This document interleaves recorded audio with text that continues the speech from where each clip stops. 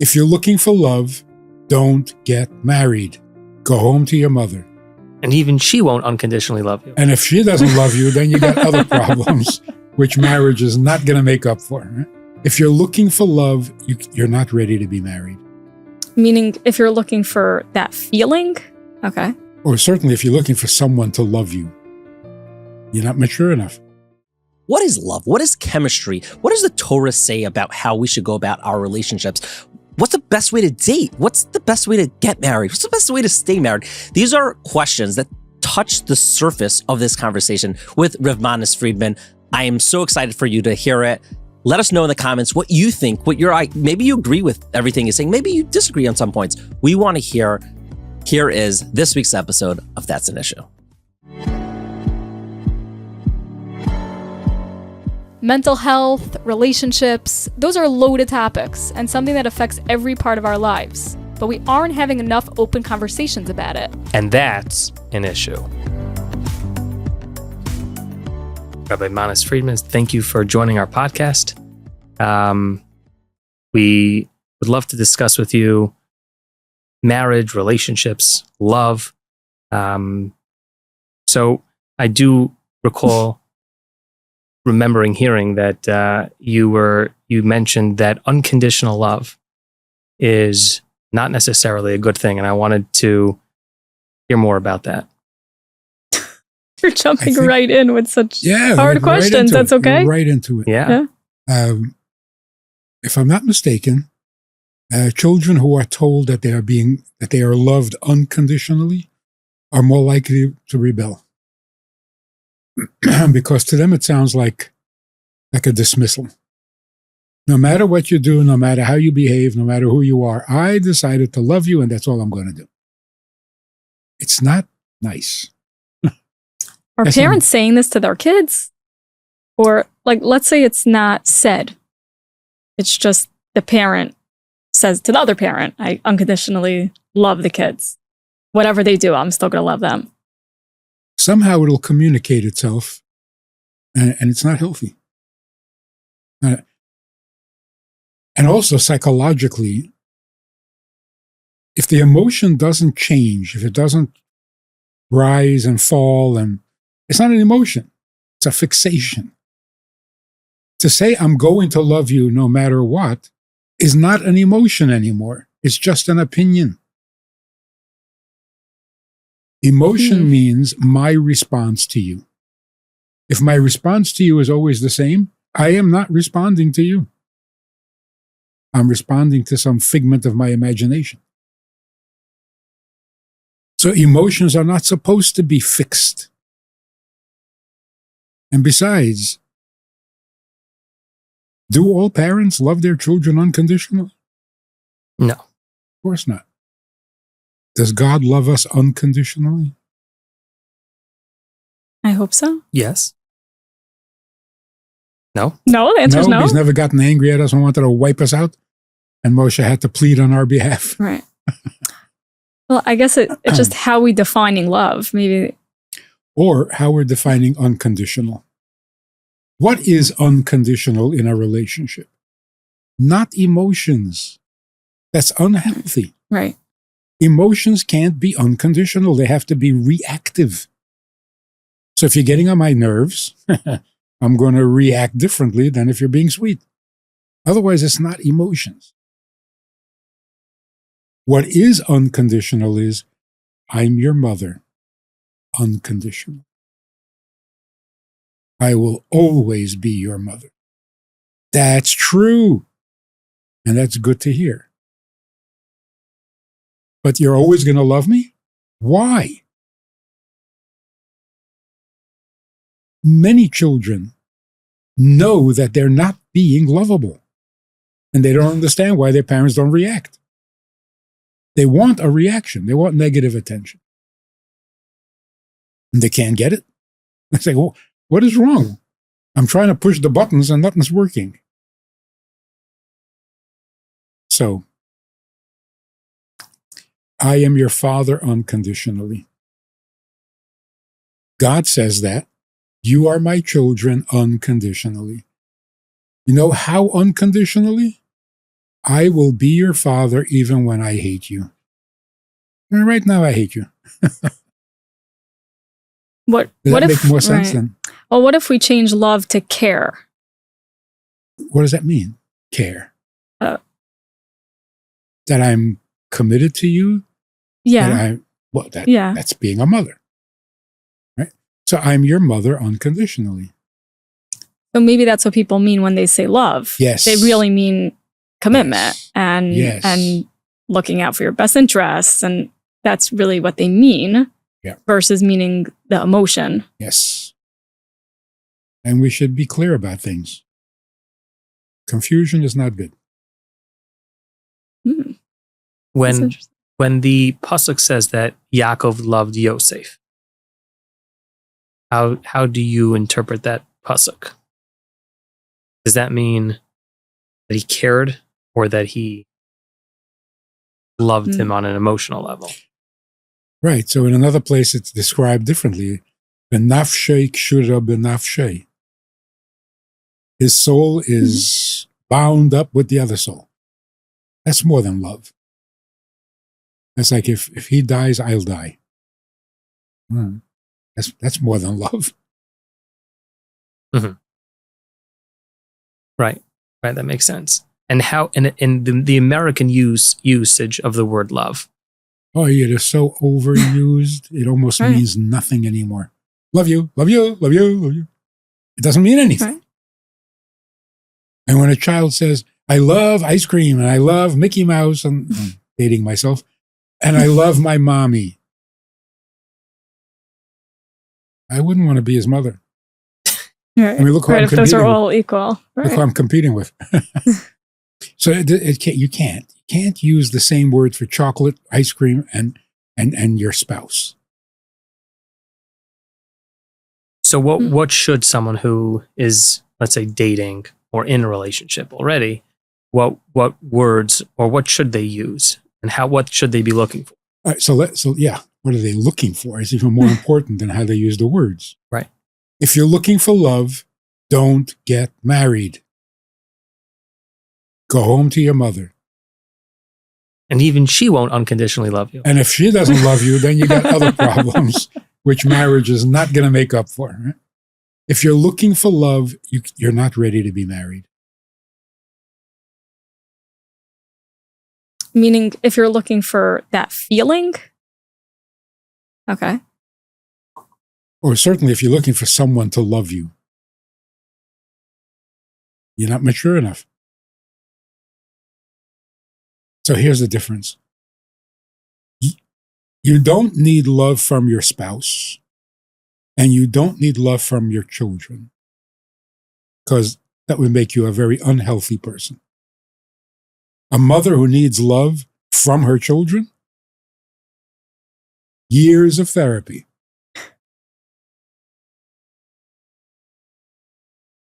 You want love from children? Boy, are you insecure.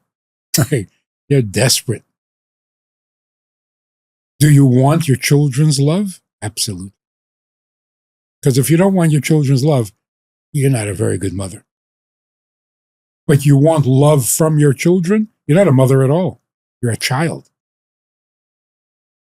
So what is the difference?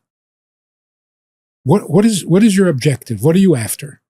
If you're after love, why are you involving another person in your problem? You want love? Go find it. What are you bothering me for? Don't use me for your love. If you're looking for love and you get married and your husband doesn't love you, what are you going to do? A man gets married for love. She doesn't love him. What are he going to do? When you say love, you mean she says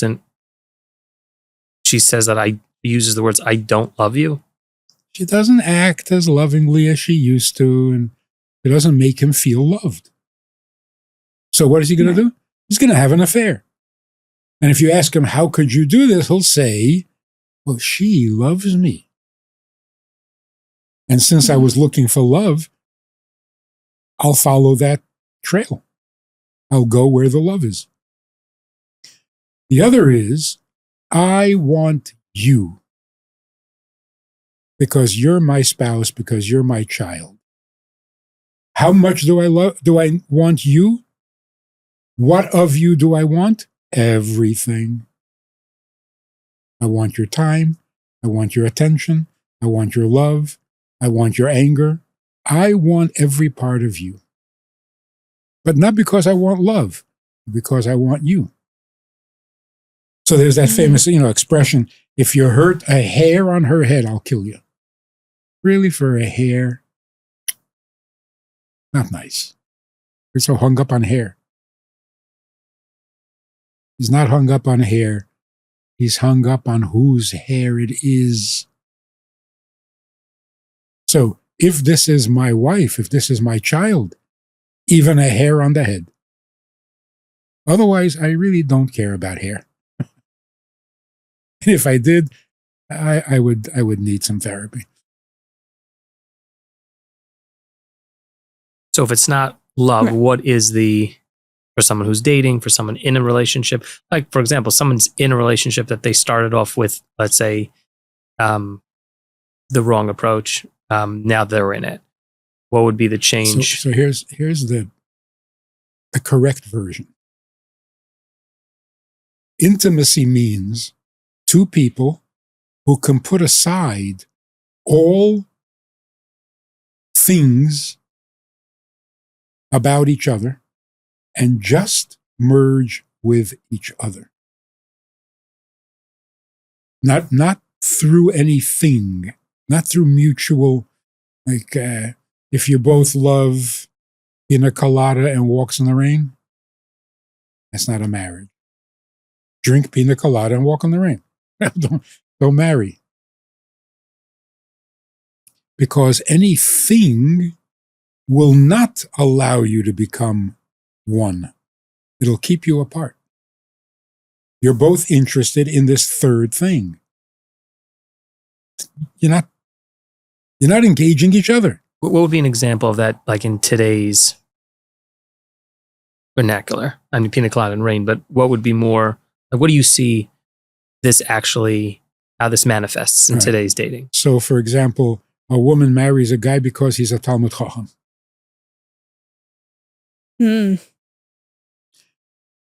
Guy marries a woman because she's really good looking and very popular and fun to be with. What's wrong with that? It's not a marriage, it's a friendship.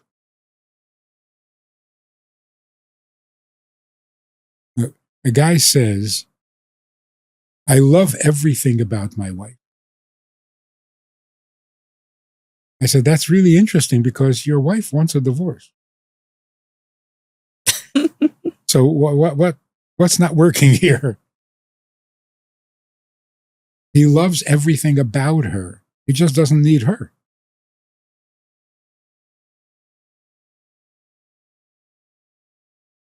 If a man were to say, I love you for your money and I want to marry you for your money, good deal? She has money. Right? No. She has a lot of money. Why not?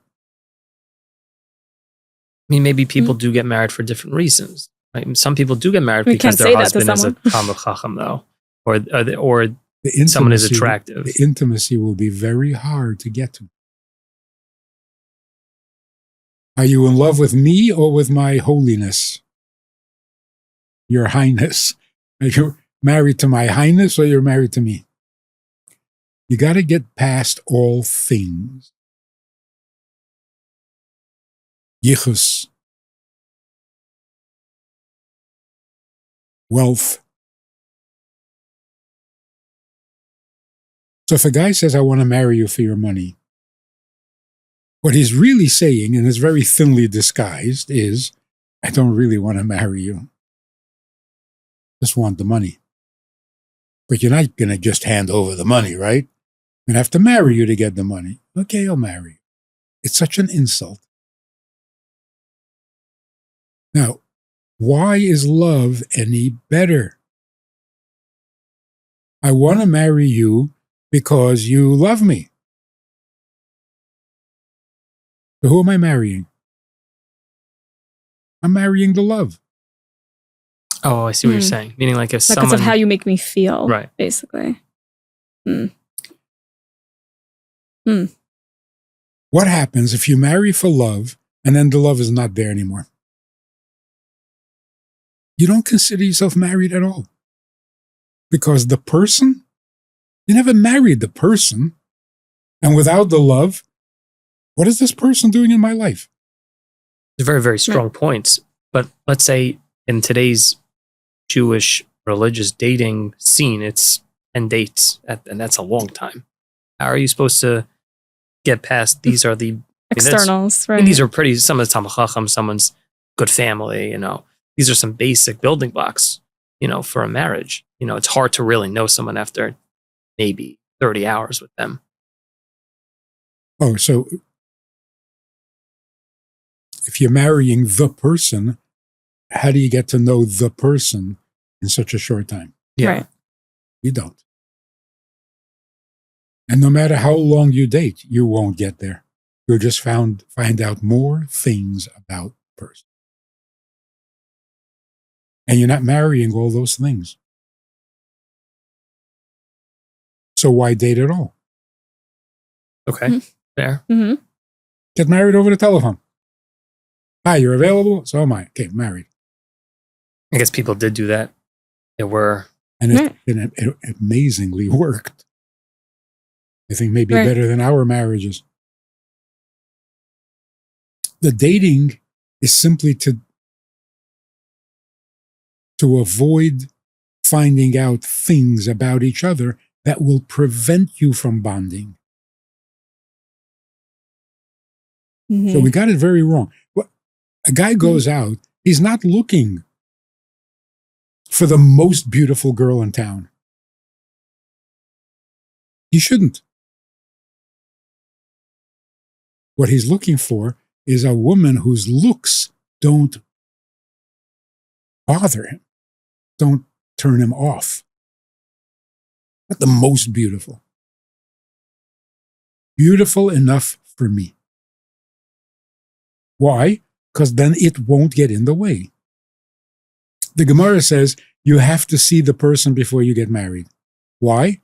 Because if you don't see them and then you get married and you don't like what they look like, you're not going to have Avos Yisrael. Right. Right?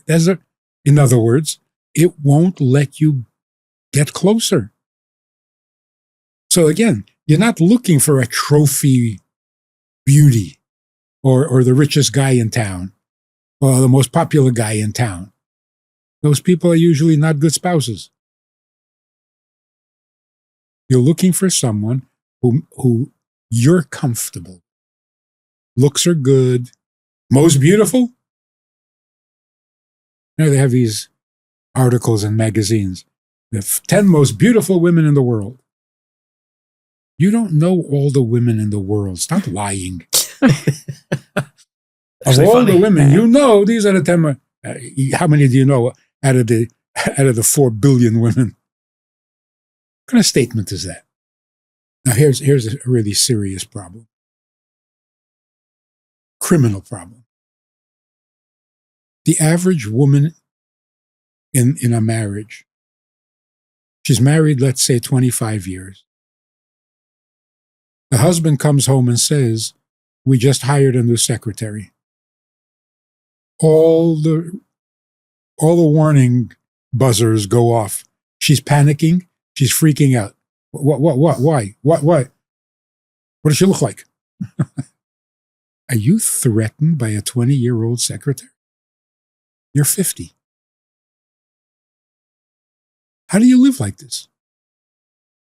How does the average wife, after 20 years of marriage, how do you live? How do you function? How do you survive the anxiety every time he walks out of the door? If she gets a secretary.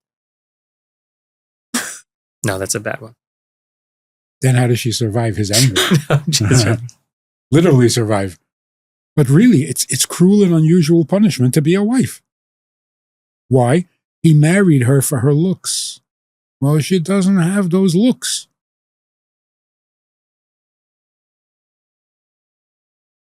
Her fears are well-founded. So the question is, what's the alternative?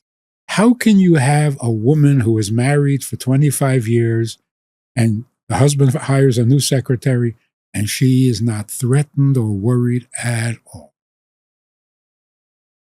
Why? Because her husband's a tzaddik? Because they didn't marry for anything, so she's not threatened by another woman who has things. Whatever that thing might be. So the Mishnah says, a ahava that is dependent on something will not last. An ahava that is not dependent on anything will last. What are these things that the love should not be dependent on? Anything, including love. When love becomes a thing, it will kill the marriage. I noticed this, I mean, maybe 10 years ago, doing marriage counseling.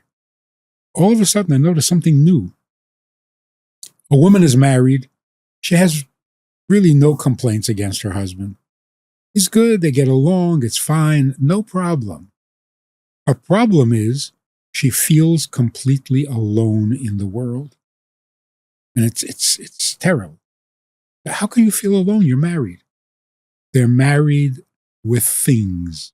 They're not married to each other. Mm. And this is a newer problem. So why do you think that is? Because we've become so materialistic and we no longer marry each other. We marry stuff. Mm. So how does someone avoid that then? Right? So how does someone become the 50-year-old woman who's totally confident and secure in the bond? Because they really got married to each other. And I think that was the secret. Our grandparents married each other. Did they have things in common? Mm-mm. Did they agree on things? Mm-mm. So the children growing up in a more materialistic generation, so why don't you just get divorced? You're always arguing. You can't agree on anything. This is horrible. Just get divorced. And they say, are you crazy? Live without him? You can disagree on things endlessly. It doesn't matter. It's just a thing. You have each other. You're not going to give that up. In modern marriages, we don't have each other. We have things. Not enough to keep us together. So I'm trying to grasp what you mean by each other. You mean like the person, not the personality. That's a thing? No, so this guy who said, I love everything about my wife. I said, but do you love her? He says, I love everything about her. It's not about her. Her. Do you love her? He says, what does that mean? What does that mean? Take all things away. What's left? That's pretty sad. So like personality Right. Is would personality part of the person? Oh, Superman from the movies. Sure. Had an accident. be, right? Yeah, he fell off a horse. And he was paralyzed. What? What was his name? George Reeves? Steve Reeves? Something. Anyway, he fell off a horse. He was like a magnificent specimen of a man. Oh, yes. Yeah. But he fell off a horse and he was paralyzed from his neck down. His wife took care of him until he passed away. When he passed away, she was hysterical. Imagine asking her, what are you hysterical about? For the last 10 years, he's been useless.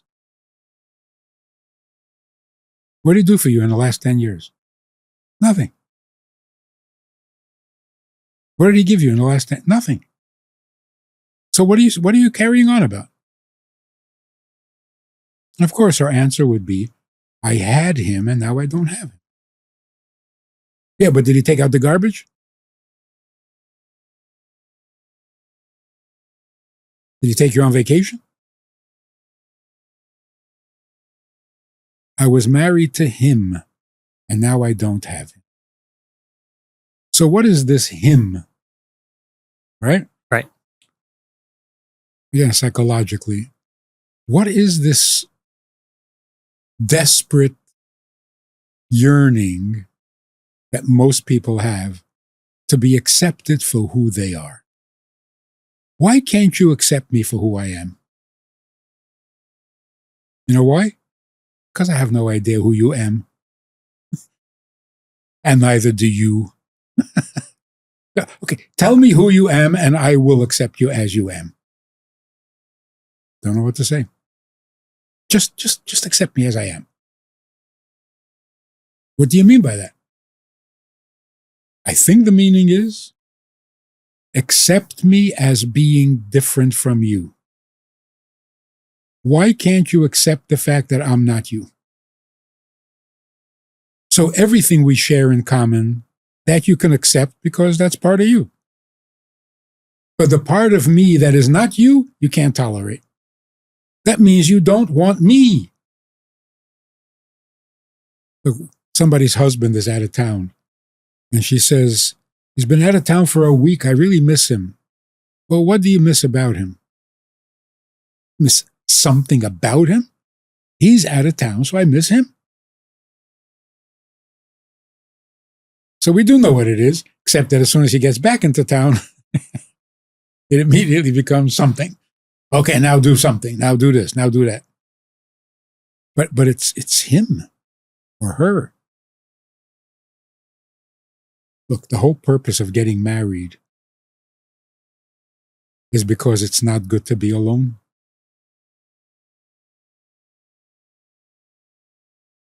If you're married to your clone, you're still alone. If you're married to someone who's exactly like you, you're still alone. There's no one else. What does it mean to have some other in your life? Someone who doesn't think like you and doesn't feel like you. Oh, that I can't tolerate. Okay, you're a narcissist. You can't tolerate an other. So whoever comes into your life has to transform into you, an extension of you. That's not a marriage. Right, or I'm thinking a parent to kids. I think that's pretty common. Right, people want their kids to be extensions of them. So if you want to get a little mystical, when God said it is not good to be alone, he was describing himself. He was saying, I'm creating you because it's not good to be alone. And since you're alone, I'm going to create for you a wife. But he was really describing himself. Before God created Adam, he was alone. God was alone. He had already created the angels. Angels are just more of him, not an other. So in order for God to have an other, he has to give us free choice. Obviously, we don't have free choice. We're just more of him. I like that. So what does God love most about us? That we can sin. That we can disagree with him. That we can hate him. That's the other thing about love. You can't love chocolate.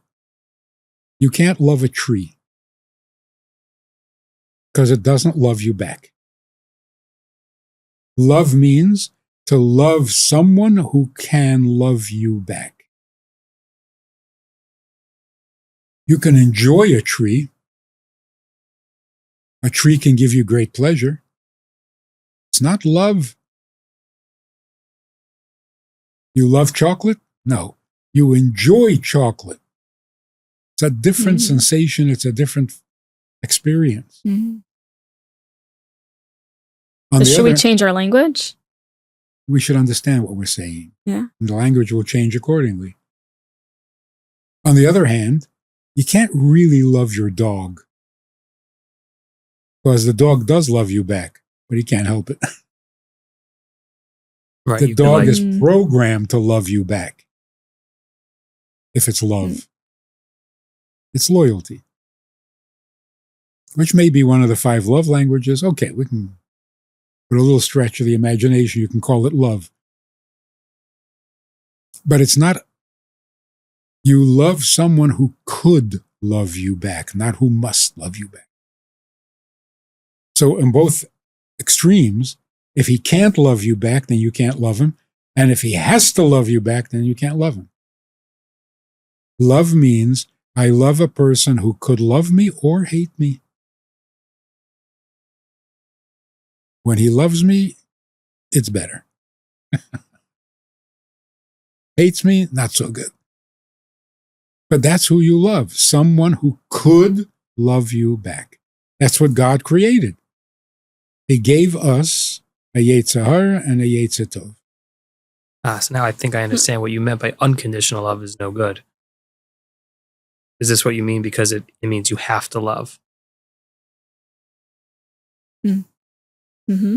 I see that. So when do you think someone shouldn't be married? Like, where is that, Okay. So here's the other secret. It takes a man and a woman to be married. Because when God creates people, he divides a single soul that is both male and female. He divides the soul into a male separate from the female. When they find each other and get married, they are reuniting.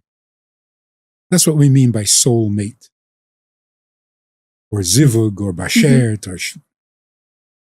Bashert means you're 2 parts of the same soul, and if you get back together in marriage, it's a reunion. If you're not part of the same soul, you can make a union, but then it's not a marriage. So 2 men, 2 women, 2 men marry each other. It's a union. It's a serious union, not a reunion.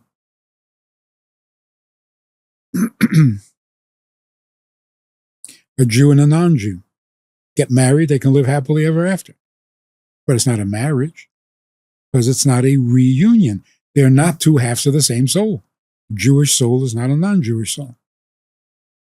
Is there a way to know if you have a reunion? Do we have a reunion? Or do we have a union? What do we have? Is there a way to know if you married your soulmate or not? If you're married, it is your soulmate.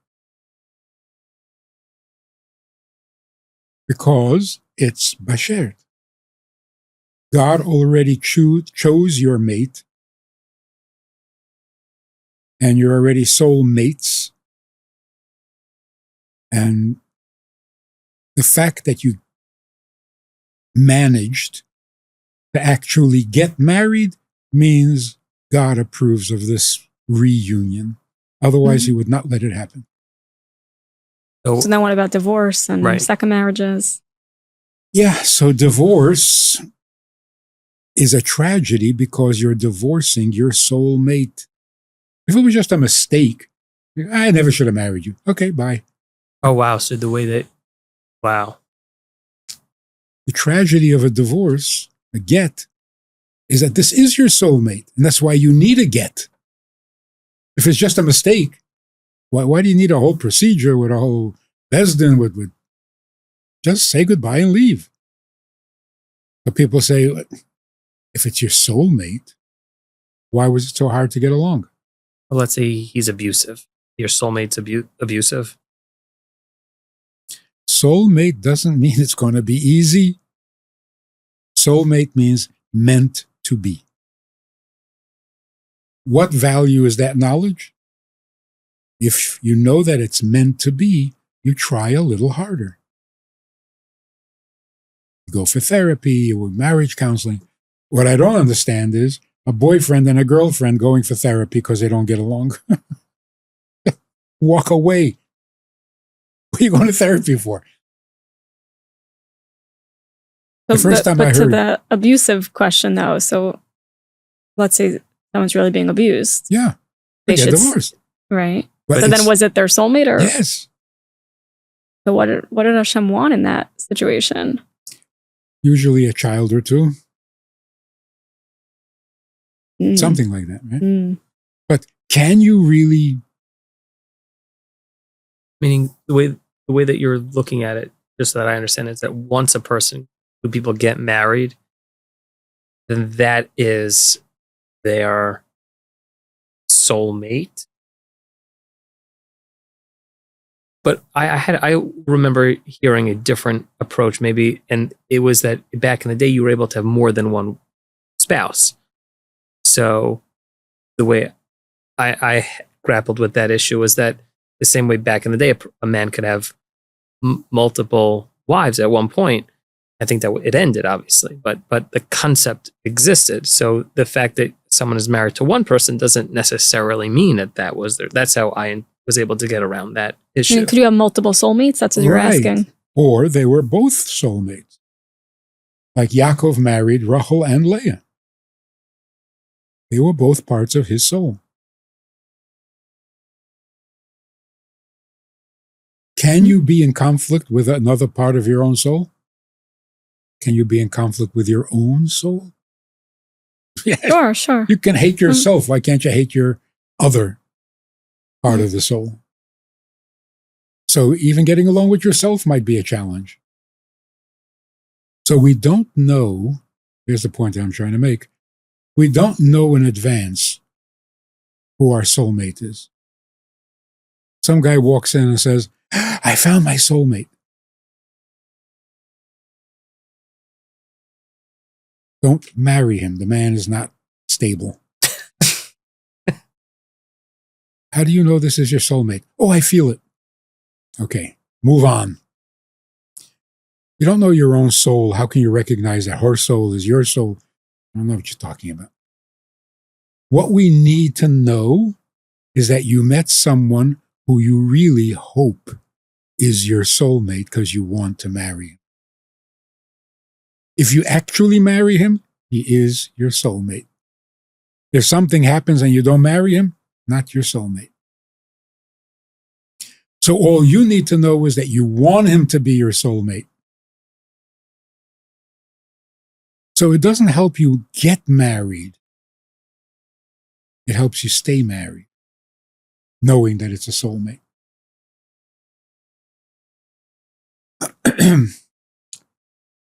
However, here is the second big dilemma in marriages.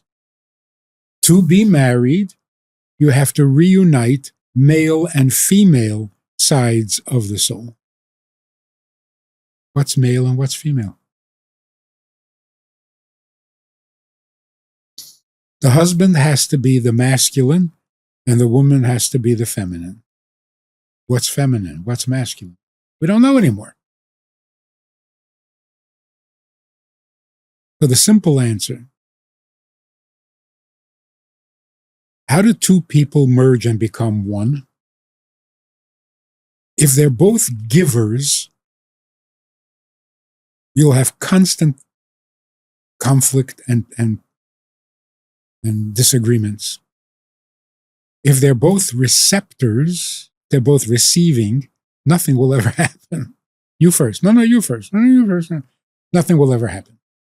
In order for them to become one, there has to be a giving and a receiving. Even physiologically. So you're saying it doesn't have to be the man being, let's say. Yeah, it does. That's the catch. Oh, it does.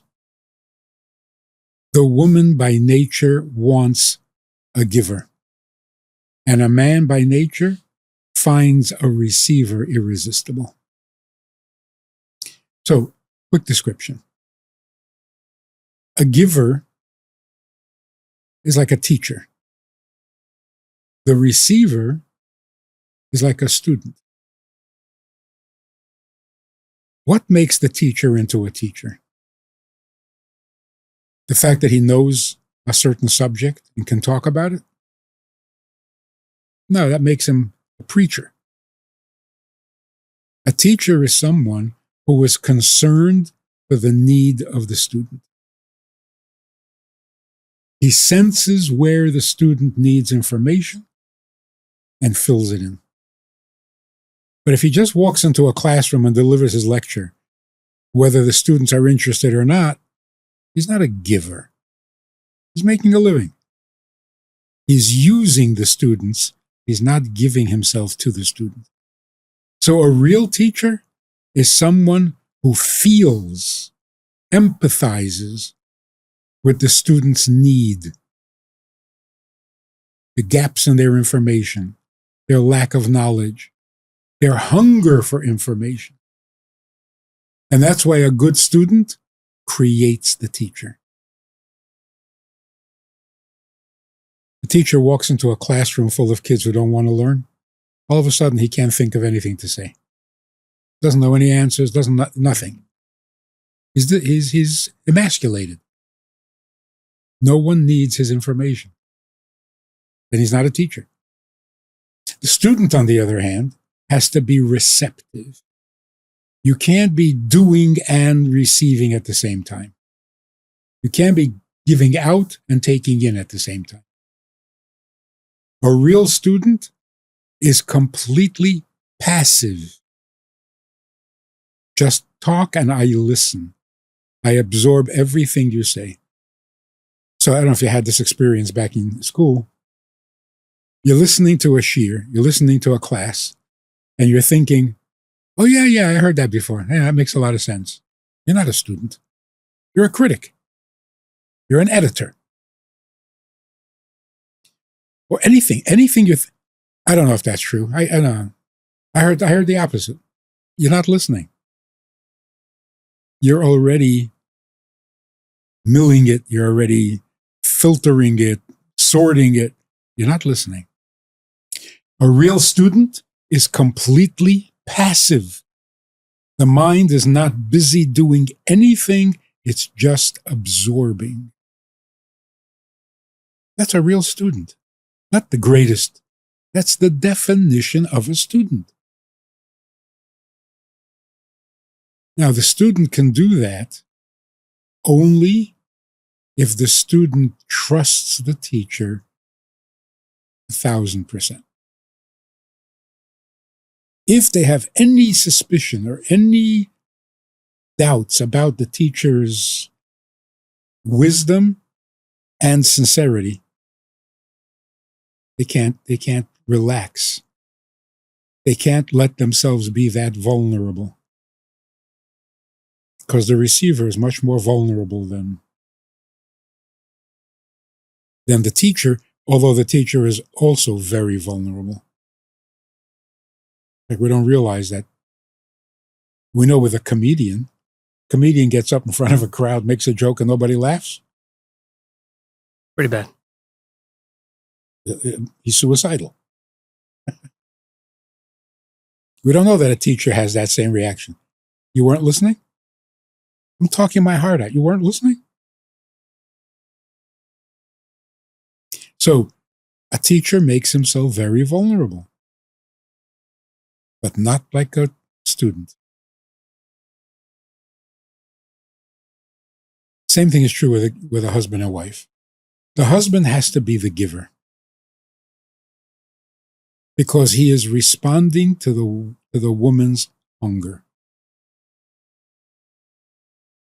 Right? The Torah says, El ishech chukosech. You will yearn for your husband. Why doesn't a husband yearn for his wife? A teacher doesn't yearn for a student. There's no students. He's out of a job. When there is a need, it arouses in him the feelings of a teacher. There's no need, then there's no teacher. A student, even if there's no teacher, has a need. I need to know. Nobody's teaching me. Nobody's telling me. I'm lost in the world. So you yearn for a teacher.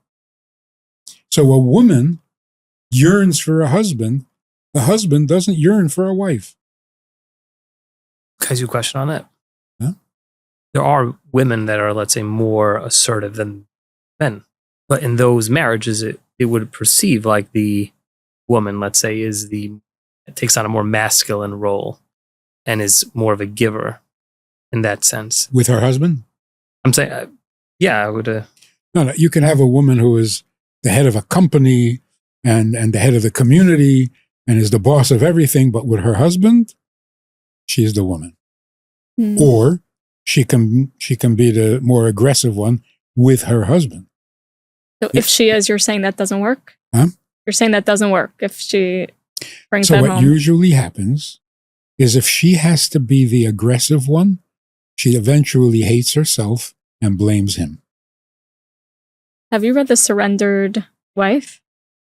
Exactly. This is exactly what she says. Interesting. She hates herself for having to be. Because she wants to be feminine. So This is so, like, it's very counter to what, like, the outside world is.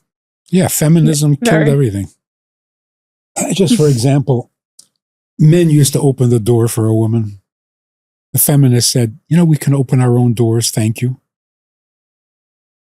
You really think men once believed that women can't open a door? You're making a fool of yourself. Of course, men know that a woman can open a door. A man wants to do for the woman. Not because she's helpless, but because he's the doer. He's the giver. He's the provider.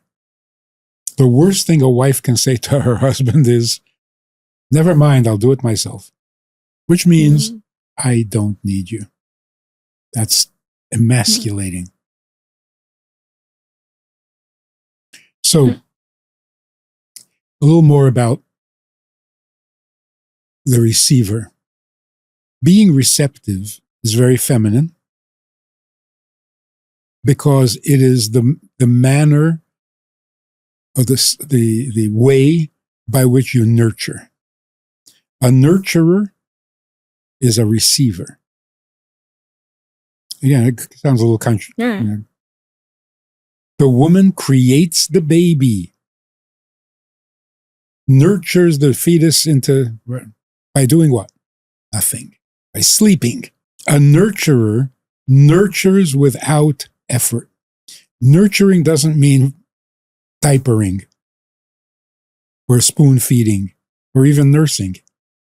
And that's why in the olden days you hired somebody to do all that. A nurturer nurtures without seeming to do anything. If you're in my space, you will flourish. That's a nurturer. Right. A nurturing home. Why? What happens in that home? Same thing that happens in every home. But it's a nurturing home. A woman is a nurturer. What does it mean to nurture? Give me something that has potential, and I will turn it into a full-fledged whatever. The Gemara says, a man brings home the wheat, like the harvesting thing. A man brings home the wheat, the woman turns it into bread. A man builds a house, the woman turns it into a home. A man causes fertility, the woman turns it into a baby. That's called nurturing. If you have to do something to nurture, you're not very good at it. For the women who are, let's say, more, like, not more passive, I guess, in their relationships, how do they turn that, or how do they change that in the home? Because I know that there are plenty of women who are, more assertive than their husbands. Yeah. So the first question is that their nature or is that culture? Men are afraid to be men today because of the culture. Women think they should not be passive because of the culture. By the way, passive is very powerful. A woman yearns for a husband. The effect is like that of a vacuum. And the Medrash says it beautifully. God's curses always turn into blessings. That's what Medrash says. For example, Chava was cursed. Women were cursed. You will yearn for a husband. When men find out that women yearn for a husband, every man runs around like crazy trying to find a wife. Women don't run around looking for a husband. So the yearning acts like a vacuum. It draws the giving instinct in the man. So literally, the woman creates the man. Passively. Powerfully. Without even lifting a finger. That's very feminine. I mean, you hear all these romance stories. A guy sees a woman and he falls madly in love. What did she do? He didn't do anything. But he finds her irresistible. So here's the thing. A man goes out with a woman. She's very good looking. She's very eligible. She's very talented. She's everything great. Everything great. Should he marry her? He could. So could anybody else. Anybody could marry her. Why is he marrying her? The same in reverse. She goes out with a guy. He's very eligible. He has everything you want in a husband. So should she marry him? Why? The clincher that moves you to marry a person is not what you think of the other person.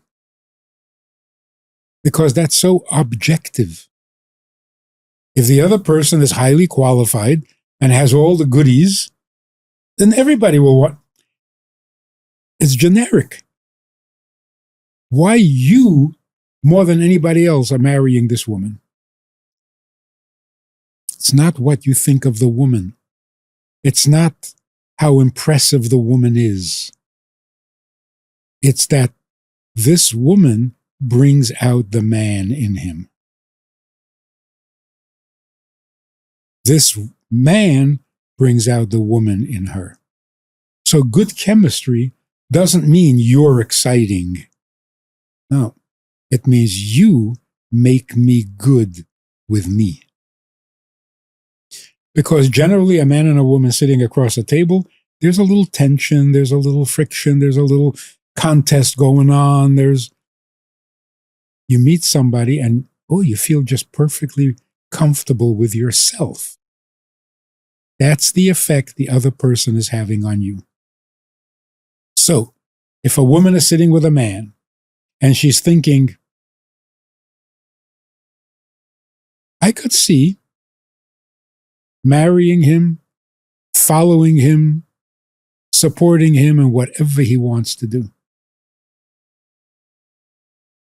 He's having that effect on her. She feels safe with him. She feels secure with him. She can allow herself to be vulnerable. The guy, on the other hand, is thinking, with this woman, I wouldn't mind taking responsibility for her for the rest of my life. She's having that effect on him. That's good chemistry. Mm-hmm. So when someone's dating, they should try to tap into if that's what they're feeling. Yes. So a guy calls me up and he says, I'm going out with this woman. I've never met anyone like her.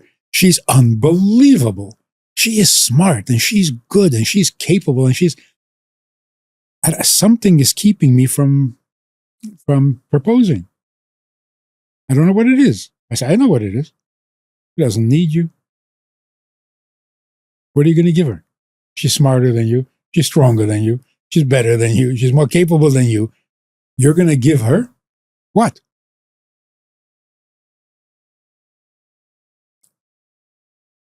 A woman says, I'm going out with this guy.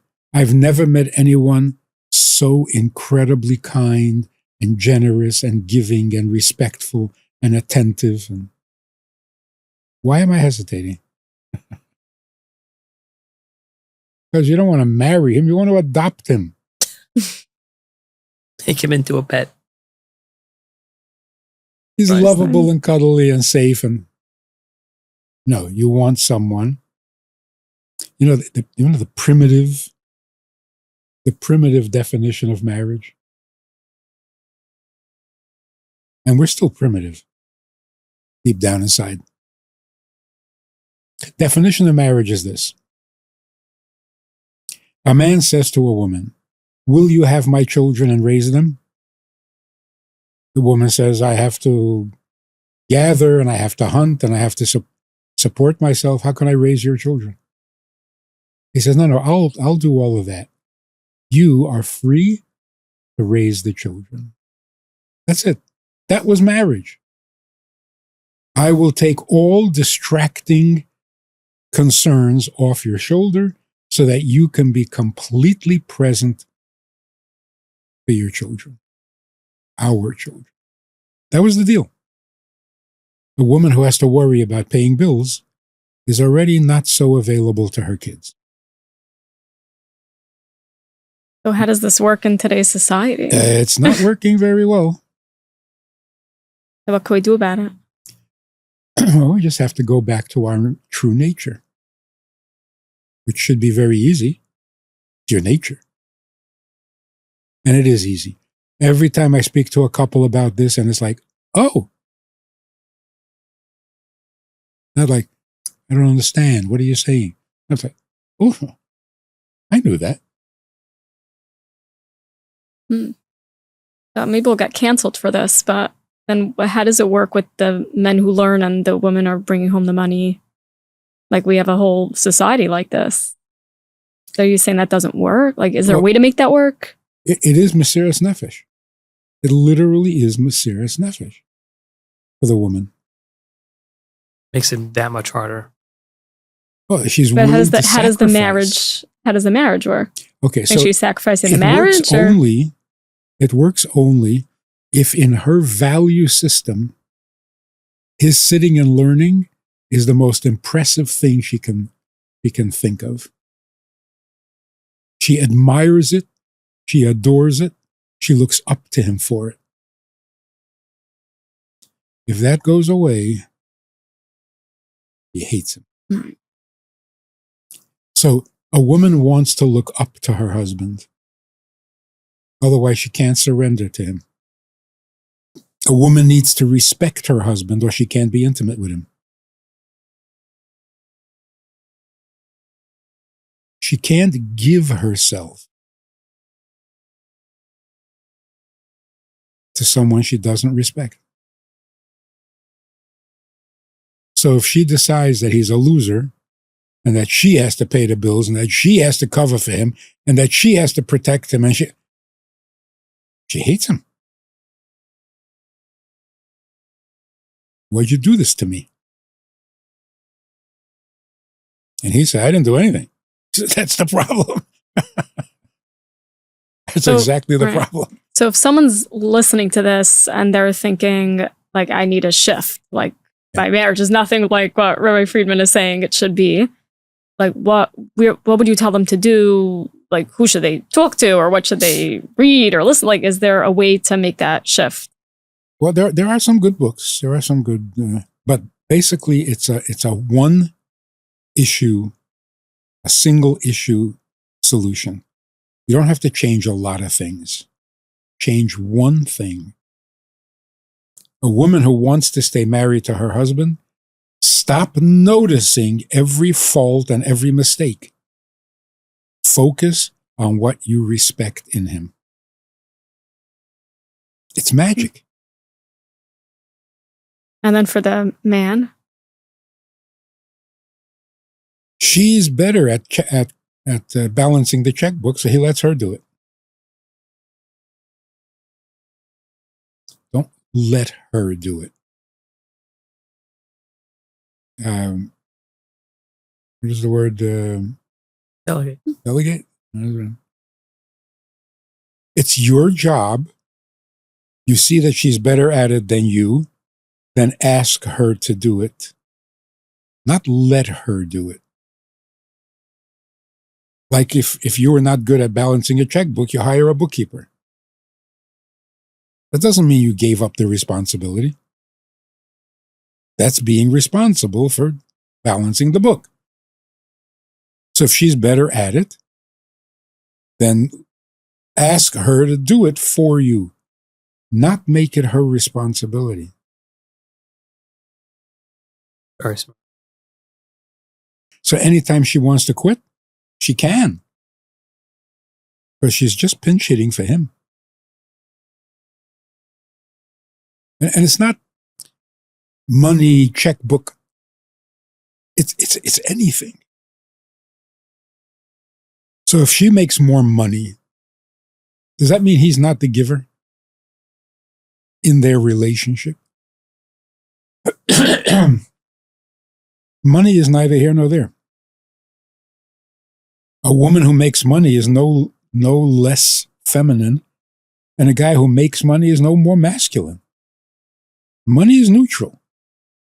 Make a lot of money, you're not more of a man, you're not more of a woman, you're just more money. Right. It's what you do with it. Who decides what to do?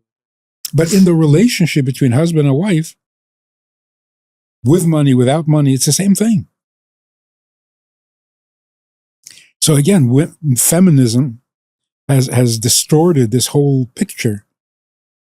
Oh, if she's more capable at something, then he's the loser. And he's not the man anymore. And she doesn't need him. She doesn't need him for money. She doesn't need him for parallel parking. She needs his masculine nature to complete her feminine nature. It's really so natural that it's like breathing again. You haven't been breathing. But does a woman have a need or want to feel needed also? Like, doesn't everyone want to feel needed? Not really. No? You got to be careful. Needy or needed, very thin line between them. What does it mean you want to be needed?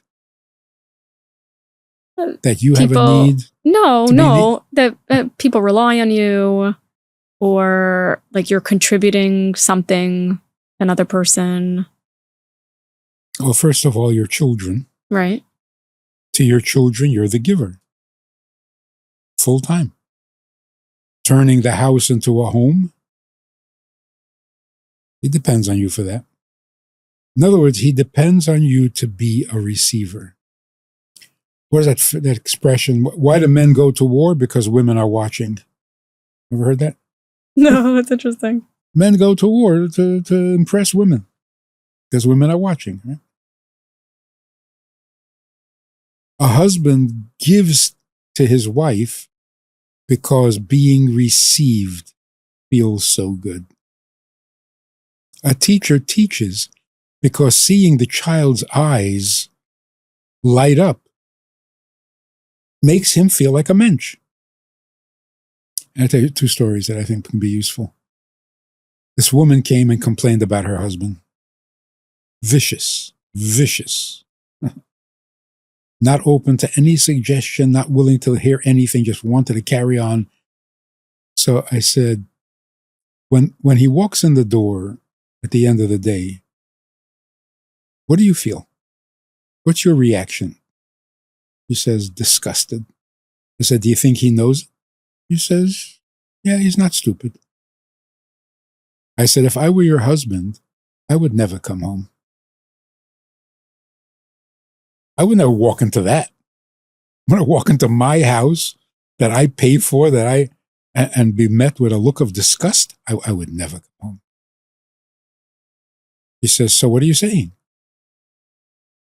I said, I don't know what to tell you. I just feel bad for your husband. And that's it. We went home. A week or so later, she calls up and she said, I want to tell you something. I decided to take your advice.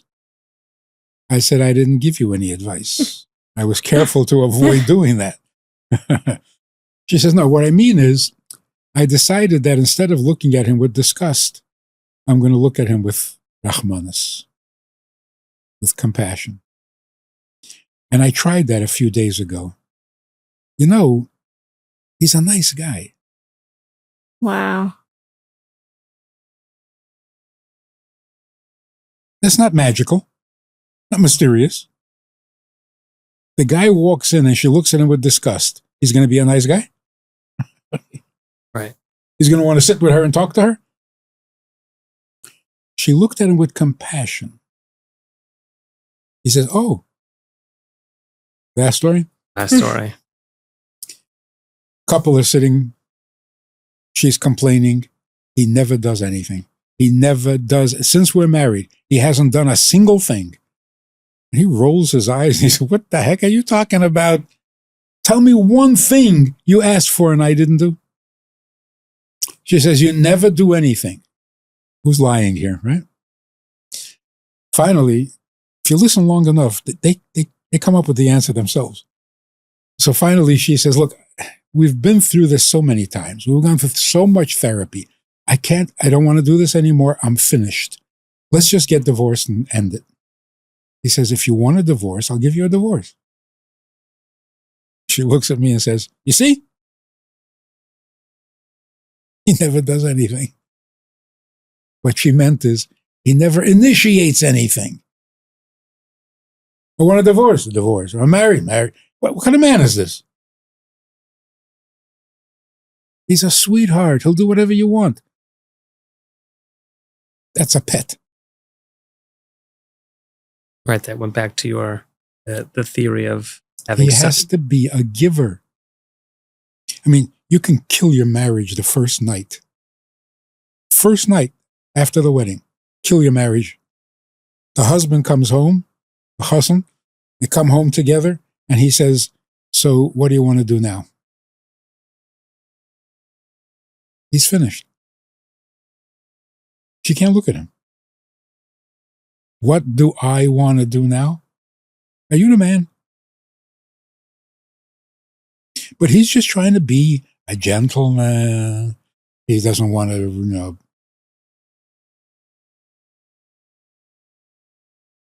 you got to be the man. And that doesn't mean macho crazy,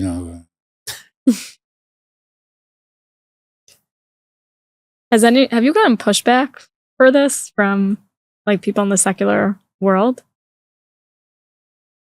At first, and then 10 minutes of conversation. Yeah. And it's a shock. So basically, what have we said tonight? We said, love is not what you think it is. Don't marry for love. Okay, that's a big shock. That already reset the whole system in your brain. And then men and women are not the same. Right. But who did this to us? Who did this to us? Who sold us and brainwashed us into these ridiculous notions that you marry for love, which means you're marrying the love, even in religion. God is love. God is love. Isn't that beautiful? No. That means that love is God. You're worshiping love. You're not worshiping God. So if God is not love, he's not my God. What kind of God is that? Right. That's mamish idolatry. Right. And that men and women are the same? First of all, who teaches that? And second, who believes that? How did you fool a whole generation of people? But the good news is, going back to your nature is much easier than distorting your nature. Right. Yeah, we got some real gems tonight. Thank you so much for joining the podcast. I hope it'll help some people see their way clearly, because they're good people. They shouldn't be having all these conflicts, and they shouldn't be this agony and misery. Thank you. Thank you so much for listening to The Classics and YouTube's favorite rabbi, Rabbi Manis Friedman. in this week's episode. Again, let us know which parts of this in the comments below, whether it's YouTube or Spotify, that speaks to you. He said so many pearls of wisdom in this episode, and I'm curious what you found to be the moment that you're going to take home. If you enjoyed this episode, go ahead and share it with a friend, a loved one, maybe your spouse. Share it with your spouse. Your spouse probably will like this. We love Rabbi Friedman at Living Lchaim, and we hope to have him back many, many more times. Let us know also on livinglchaim.com which subjects you want us to explore on That's an Issue. This is a podcast about mental health and about relationships and how we tie spirituality into that. There's so much. If you're a listener or a watcher of this episode, we want to hear what you want from us, and we want to deliver that. Remember, stay safe. Thanks for watching or listening to this episode. Lchaim. Living Lchaim.